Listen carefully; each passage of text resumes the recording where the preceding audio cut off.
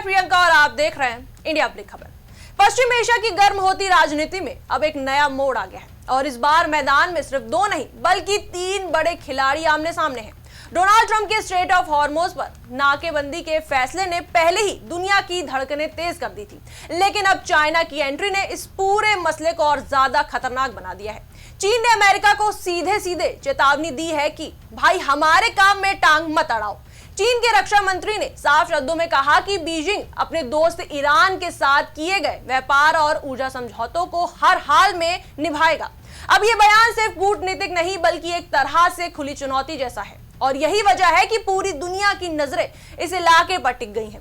जरा समझिए मसला है क्या। दरअसल स्ट्रेट ऑफ हॉर्मुज़ कोई आम रास्ता नहीं है, ये दुनिया की ऑयल लाइफलाइन माना जाता है। दुनिया का बड़ा हिस्सा कच्चे तेल और एलएनजी का इसी रास्ते से गुजरता है और चीन के लिए तो ये रास्ता और भी जरूरी है क्योंकि उसकी लगभग 40% तेल की जरूरतें और करीब 30% एलएनजी यहीं से आती है। अब अगर इस रास्ते पर कोई ब्रेक लगाता है तो समझ लीजिए कि दुनिया की अर्थव्यवस्था की गाड़ी झटके खाने लगेगी। अब आते हैं असली ड्रामे पर।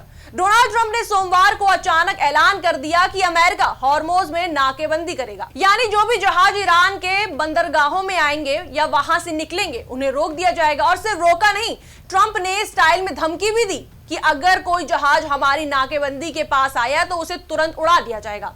अब ट्रंप है तो बात में थोड़ा मसाला तो होगा ही। उनका बयान सुनकर ऐसा लगा जैसे कोई एक्शन फिल्म का ट्रेलर चल रहा हो और वहां हीरो खुद ही स्क्रिप्ट भी लिख रहा हो और डायलॉग भी मार रहा हो। लेकिन इस एक्शन सीन में ट्विस्ट तब आया जब चीन ने एंट्री ली। चीन ने साफ कहा हमारे जहाज चलते रहेंगे, कोई रोक सकता है तो रोक लो। डोंग जुन ने कहा कि चीनी जहाज हॉर्मुज़ के पानी में आते जाते रहेंगे और किसी भी बाहरी दखल को बर्दाश्त नहीं किया जाएगा। यानी यह मामला सिर्फ अमेरिका बनाम ईरान नहीं रहा बल्कि अमेरिका बनाम चीन बनता नजर आ रहा है और ईरान बीच में मुस्कुराता हुआ खड़ा है। समुद्री ट्रैकिंग डेटा भी इस तनाव की गवाही दे रहा है।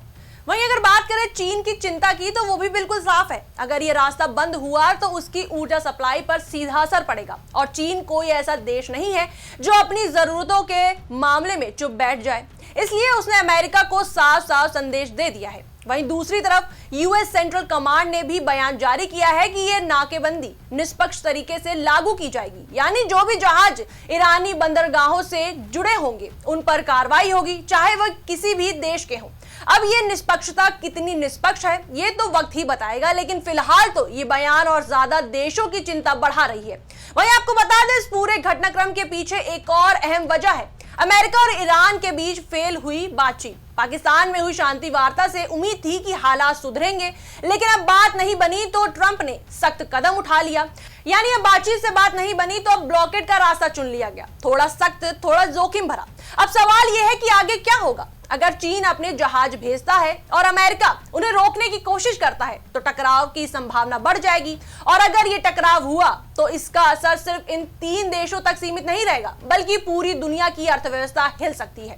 तेल की कीमतें पहले ही ऐसे हालात में उछलने लगती हैं। अगर हॉर्मुज़ में जहाजों की आवाजाही बाधित हुई तो पेट्रोल डीजल से लेकर गैस तक सब कुछ महंगा हो सकता है और इसका असर आम आदमी की जेब पर सीधे पड़ेगा। और हाँ, इसमें एक और दिलचस्प बात यह है कि ईरान ने अभी तक इस पर ज्यादा शोर नहीं मचाया है, लेकिन वह इस पूरे खेल का सबसे अहम खिलाड़ी है क्योंकि स्ट्रेट ऑफ हॉर्मुज़ पर उसका भौगोलिक नियंत्रण है। यानी अगर वह चाहे तो खेल पलट सकता है। अब देखना यह होगा कि आगे की कहानी शांति पर खत्म होती है या फिर किसी बड़े टकराव की ओर बढ़ती है।